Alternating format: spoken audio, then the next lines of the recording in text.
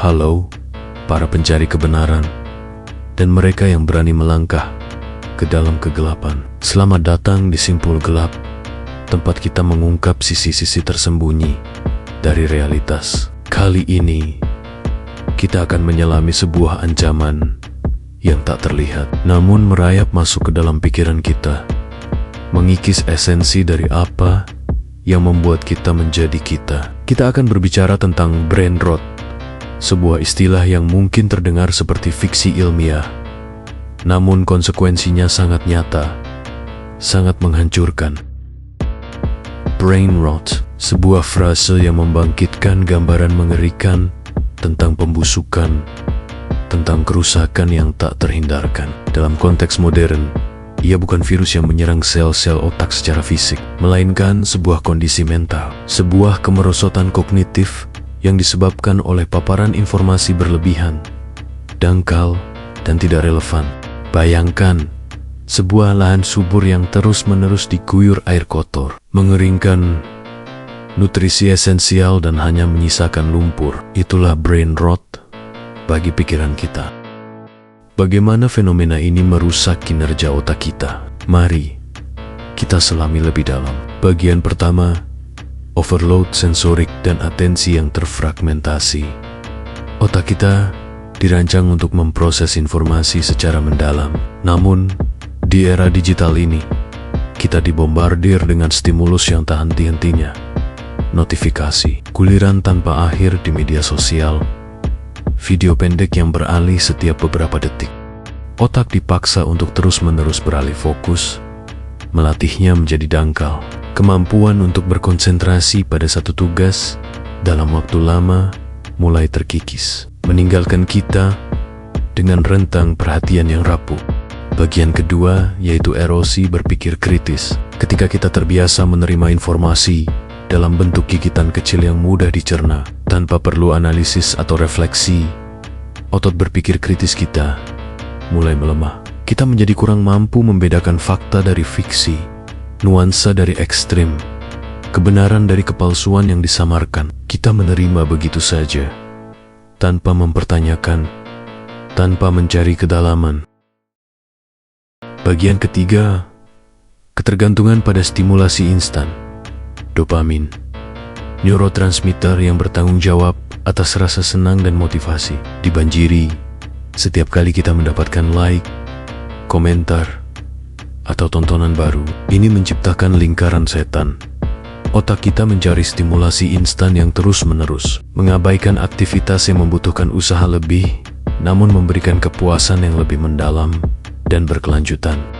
Kita menjadi budak dari umpan balik instan, kehilangan kemampuan untuk menikmati proses yang lambat dan bermakna. Bagian keempat yaitu penurunan memori jangka panjang dan pembelajaran mendalam. Dengan atensi yang terpecah-pecah dan keengganan untuk berpikir kritis, informasi yang kita serap jarang sekali masuk ke dalam memori jangka panjang. Kita mungkin mengingat sensasi, tetapi bukan esensi. Proses pembelajaran mendalam yang membutuhkan koneksi, sintesis, dan refleksi terhambat. Pengetahuan menjadi fragmen yang terisolasi, bukan jaring laba-laba yang saling terhubung. Bagaimana kita bisa mengenali bayangan brain rot ini dalam diri kita atau orang di sekitar kita? Gejala-gejalanya seringkali senyap, menyelinap masuk tanpa disadari. Kesulitan fokus. Anda merasa sulit menyelesaikan tugas yang membutuhkan konsentrasi, sering merasa gelisah dan ingin beralih ke hal lain. Kehilangan minat pada aktivitas mendalam. Buku-buku tebal, film-film yang rumit, atau percakapan yang mendalam terasa membosankan dan melelahkan. Anda lebih suka konten yang ringan dan cepat. Penurunan kemampuan berpikir analitis. Anda kesulitan menganalisis masalah, mengambil keputusan yang kompleks, atau melihat berbagai perspektif. Siklus informasi yang dangkal. Merasa terus-menerus mencari informasi baru, namun tidak ada yang benar-benar tersimpan atau diproses secara bermakna. Hanya kehausan yang tak pernah terpuaskan. emosi yang tumpul, atau mudah terprovokasi. Ketika pikiran kita terpecah, kemampuan kita untuk memproses emosi dengan matang juga bisa terganggu. Kita bisa menjadi lebih mudah terprovokasi atau justru merasa hampa.